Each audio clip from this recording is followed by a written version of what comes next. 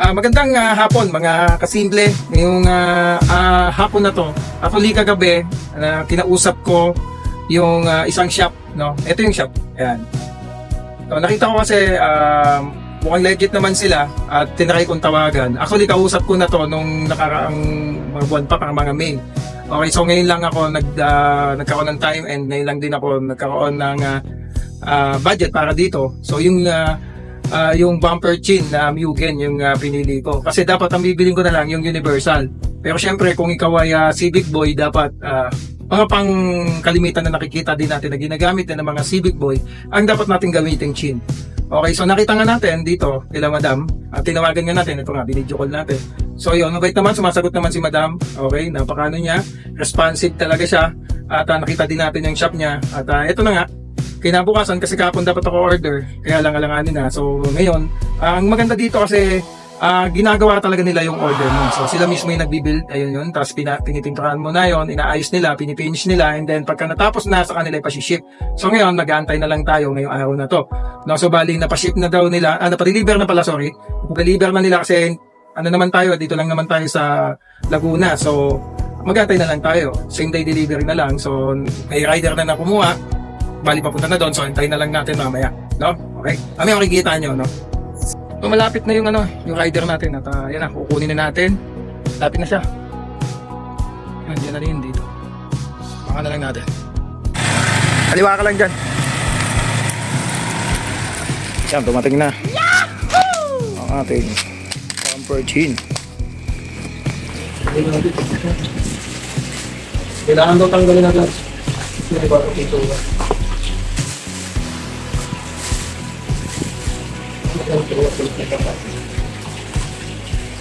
Fiber to mga Jones. Mga fiber, mga talaga. Ganda. Mugen. Ito ang Mugen bumper chain po ng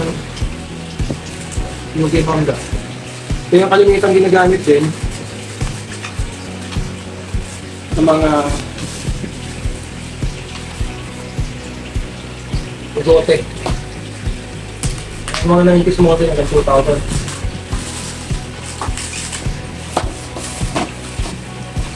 Sabi yung megang ito, ito lang ako. Hanggang na rin, bagong pitong malaki rin.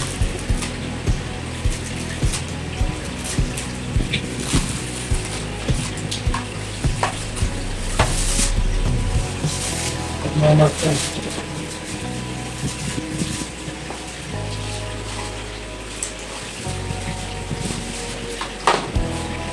Ngayon siya. Taas niya. Taas pa sa akin ng konti. So ito yung dapat talaga ng konti. Yung bumper. Ito, tuturin niya dyan. Tapos tuturin niya dito. Tuturin niya din dito.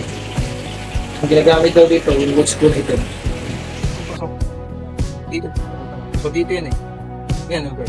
Dito, mga ba. Okay naman ito mo. So ito, tuturin niya dito. Ganyan siya.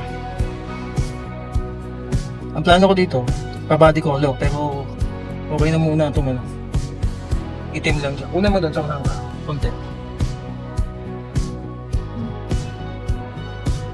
Patok naman. Idikit din naman yan pag ano. Yan.